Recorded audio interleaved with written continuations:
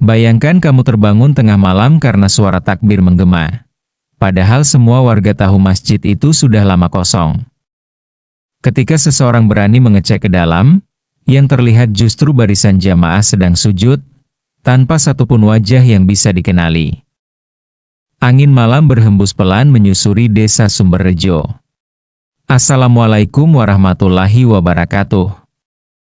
Halo sahabat malam, kembali lagi di channel ini. Tempat di mana kisah-kisah misteri, kejadian nyata, dan cerita horor dari berbagai penjuru Nusantara kami hadirkan untuk menemani malam kalian.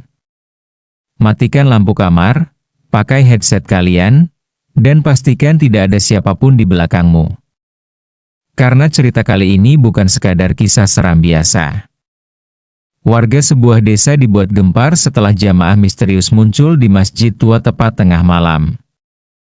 Siapa mereka sebenarnya? Dan kenapa suara takbir masih terdengar hingga sekarang? Mari kita masuk ke dalam ceritanya. Malam itu tidak ada seorang pun yang berani kembali ke masjid tua. Warga memilih menutup pintu rapat-rapat dan berdiam di rumah masing-masing.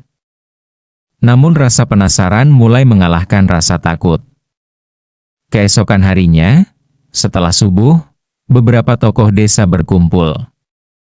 Mereka memutuskan memeriksa masjid bersama-sama saat matahari sudah tinggi. Saat pintu dibuka, tidak ada apa-apa. Lantai bersih. Sajadah tersusun rapi.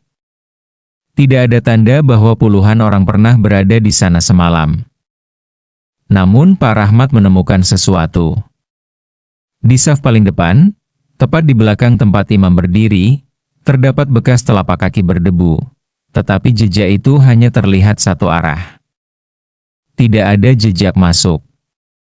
Hanya jejak keluar, yang berhenti tiba-tiba di tengah ruangan.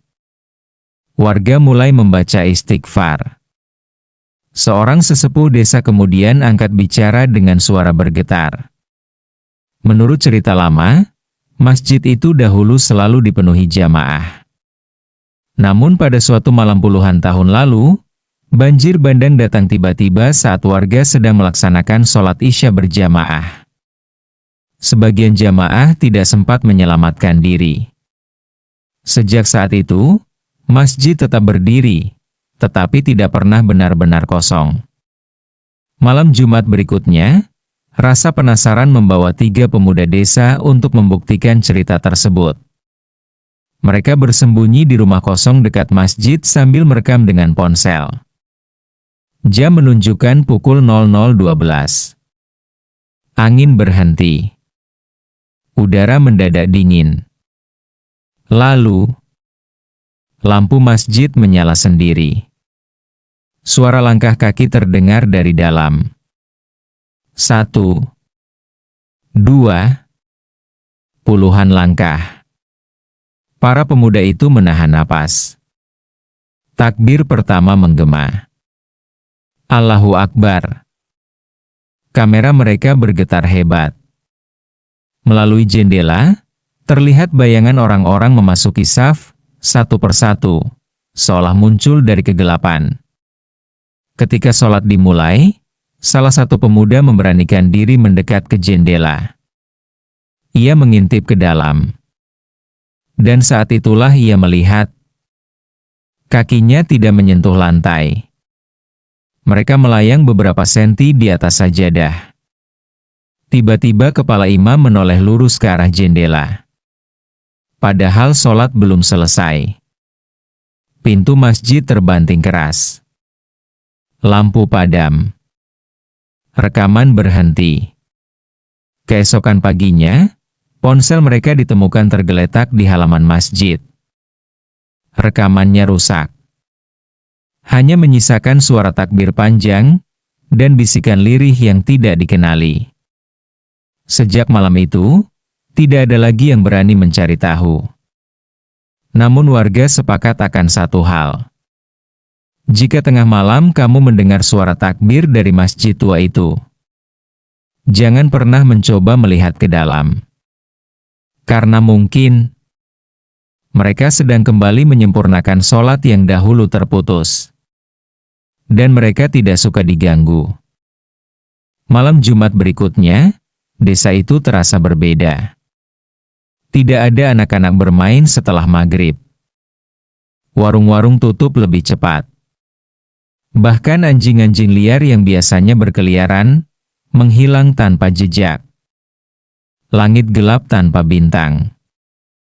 Jam menunjukkan pukul 23.58. Pak Rahmat yang mencoba tidur mendadak terbangun. Dadanya terasa sesak, seolah udara di kamar menipis.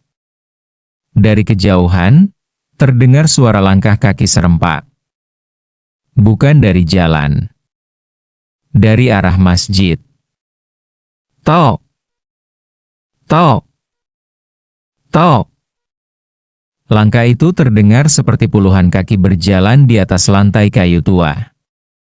Kemudian, lampu rumah warga berkedip bersamaan. Angin berhenti total. Dan tepat pukul 00.00, suara takbir menggema lebih keras dari sebelumnya. Allahu Akbar. Namun kali ini suaranya tidak selaras. Seolah puluhan suara mengucapkannya dari tenggorokan yang kering, dan dalam waktu yang berbeda. Pak Rahmat menutup telinganya. Tetapi suara itu justru terdengar dari dalam kepalanya. Di rumah lain, seorang ibu terbangun dan melihat anaknya berdiri di depan pintu. "Bu, ada yang manggil dari masjid." Padahal anak itu sedang tidur sejak tadi. Ketika sang ibu menariknya menjauh, anak itu tetap menatap ke arah luar dengan mata kosong.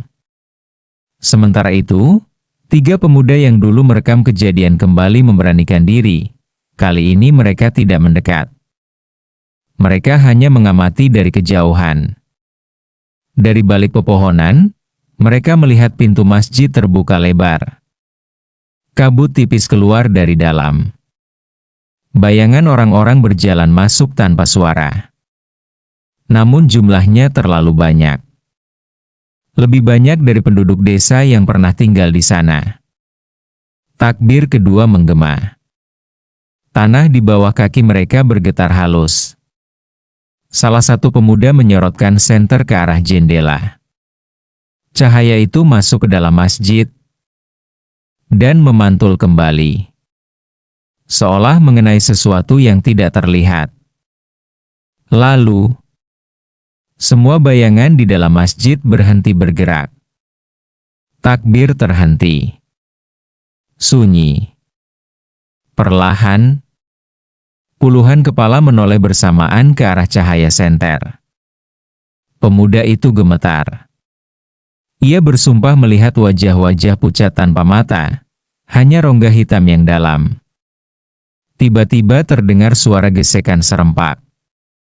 Seperti ratusan telapak kaki menyeret lantai. Mereka bergerak menuju pintu. Pemuda itu menjatuhkan senter. Lampu masjid padam. Langkah kaki berhenti. Tetapi suara napas terdengar tepat di belakang mereka. Mereka berlari tanpa berani menoleh. Salah satu dari mereka bersumpah ada sesuatu yang berlari mengikuti, bukan di tanah, melainkan di atas atap rumah warga. Malam itu, seluruh desa terbangun oleh suara benturan keras dari arah masjid. Namun tidak seorang pun berani keluar. Keesokan paginya, pintu masjid ditemukan tertutup rapat. Di bagian luarnya terdapat bekas gosokan tangan hitam, seolah banyak tangan mencoba keluar dari dalam. Sejak kejadian itu, seorang sesepuh desa berkata dengan suara gemetar, "Mereka bukan datang untuk menakuti. Mereka datang untuk menyelesaikan ibadah terakhir mereka. Dan siapapun yang mengganggu, akan diajak tinggal bersama mereka." Kini warga memiliki satu aturan tak tertulis. Jika takbir terdengar tengah malam, matikan lampu, tutup jendela, dan jangan pernah menjawab panggilan apapun dari luar. Karena yang memanggil mungkin bukan lagi manusia. 3 hari setelah kejadian malam Jumat itu, desa kembali tampak tenang. Aktivitas berjalan seperti biasa, seolah teror tengah malam tidak pernah terjadi. Namun ketenangan itu pecah saat warga menyadari sesuatu. Salah satu pemuda yang ikut mengintai malam itu, Ardi, tidak terlihat sejak subuh. Ibunya mengira ia menginap di rumah temannya. Temannya mengira Ardi pulang lebih dulu. Ponselnya tidak aktif. Sandalnya masih ada di teras rumah. Dan yang paling membuat bulu kuduk berdiri, pintu rumahnya terbuka sedikit, seperti seseorang keluar tanpa menutupnya kembali. Warga mulai mencari ke kebun, ke sungai, bahkan ke desa sebelah. Tidak ada jejak. Menjelang maghrib, Pak Rahmat memberanikan diri mendatangi masjid tua. Ia tidak masuk. Ia hanya berdiri di halaman. Udara di sekitar masjid terasa lebih dingin dibanding tempat lain. Burung tidak terdengar. Angin tidak bergerak. Lalu matanya tertuju pada sesuatu di depan pintu. Sepasang sandal. Itu sandal milik Ardi. Tersusun rapi menghadap ke dalam. Padahal warga bersumpah masjid itu terkunci sejak kejadian terakhir. Pak Rahmat mundur perlahan. Tangannya gemetar. Ia berlari kembali ke desa tanpa menoleh. Malamnya, tepat pukul 00.03. Suara takbir kembali terdengar. Namun kali ini lebih dekat. Lebih berat. Lebih dalam. Beberapa warga bersumpah mendengar suara tambahan di antara takbir itu. Suara seseorang berbisik. Rapatkan syaf. Seorang ibu menutup mulutnya menahan tangis. Karena suara itu mirip suara Ardi. Di rumah Pak Rahmat, jendela kamar perlahan bergetar. Bukan karena angin. Dari celah tirai, ia melihat bayangan orang berdiri di luar rumahnya. Diam. Tidak bergerak. Ketika ia memberanikan diri mengintip, bayangan itu hilang. Namun di tanah basah depan rumahnya terdapat bekas telapak kaki. Banyak. Mengarah ke jalan. Menuju masjid. Takbir terakhir malam itu terdengar panjang, seolah gema dari ruang yang sangat dalam. Lalu sunyi kembali menelan desa.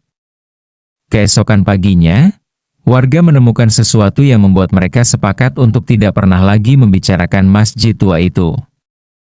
Di saf paling belakang, terdapat satu sajadah baru yang belum pernah ada sebelumnya. Masih bersih. Masih rapi. Dan di atasnya, terdapat tanah basah berbentuk telapak kaki manusia. Sejak hari itu, jumlah sajadah di dalam masjid tidak pernah dihitung lagi.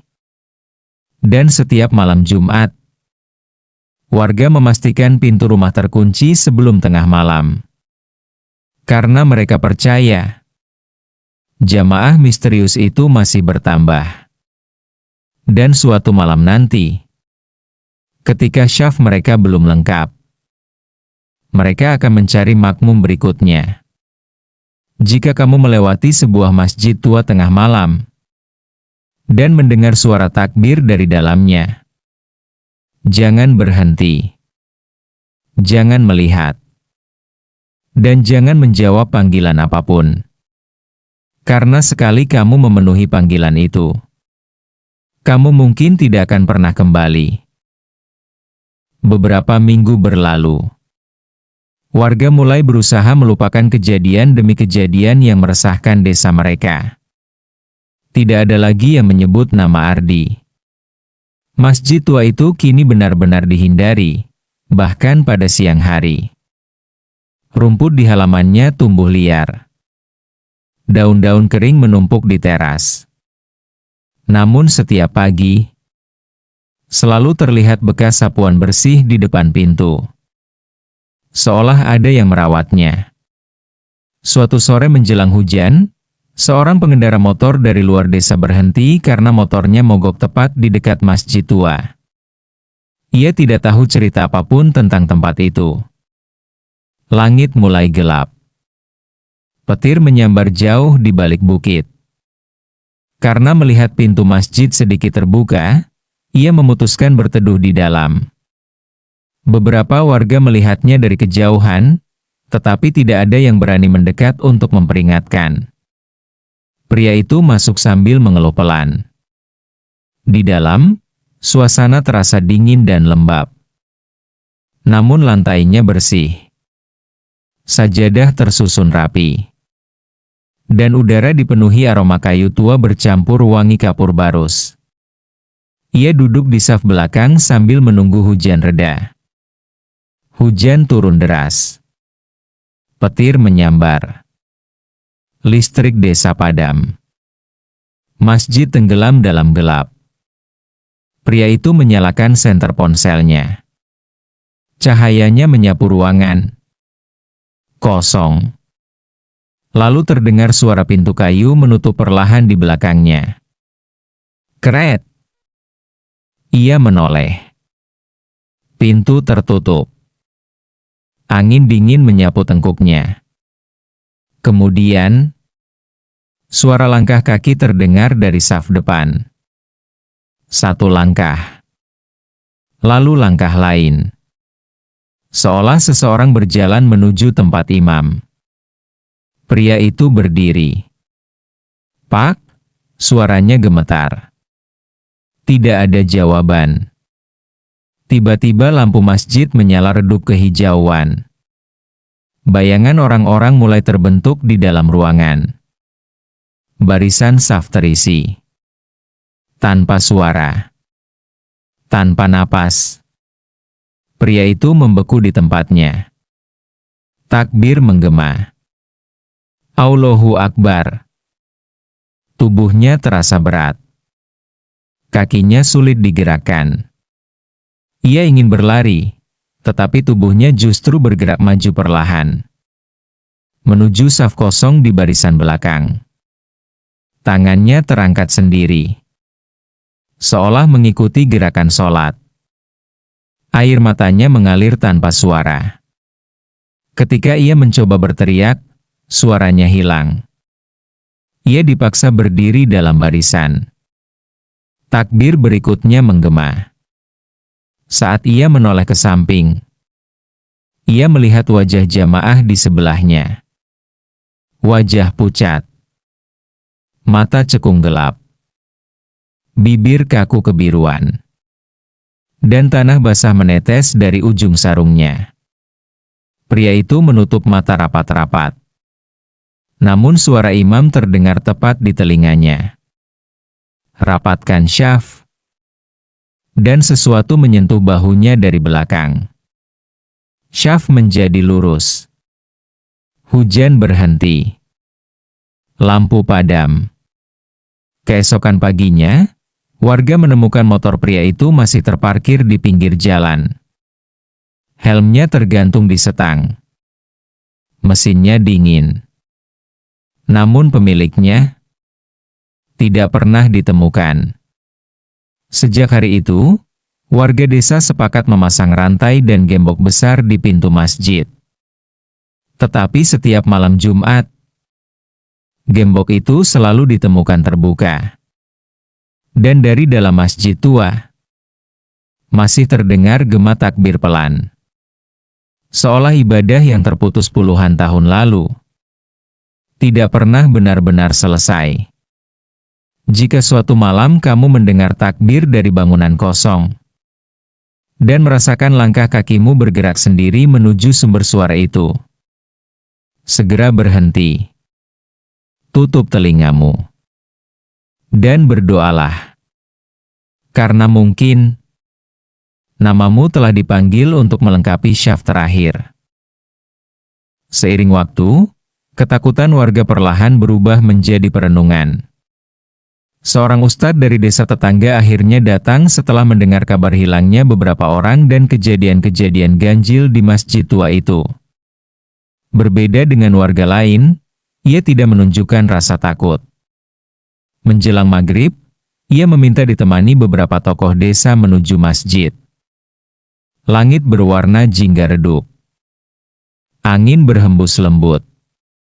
Suasana terasa sunyi, namun tidak menekan seperti sebelumnya. Pintu masjid yang berkarat dibuka perlahan. Ustadz itu melangkah masuk sambil mengucap salam. Assalamualaikum warahmatullahi wabarakatuh. Suara salamnya menggema lembut di dalam ruangan. Tidak ada bayangan. Tidak ada hawa dingin menusuk. Hanya kesunyian yang panjang. Ia berjalan menuju saf depan, lalu duduk bersila. Dengan suara tenang, ia mulai membaca ayat-ayat suci Al-Quran. Lantunan itu mengalun memenuhi ruangan, menggantikan gema sunyi yang selama ini menakutkan warga.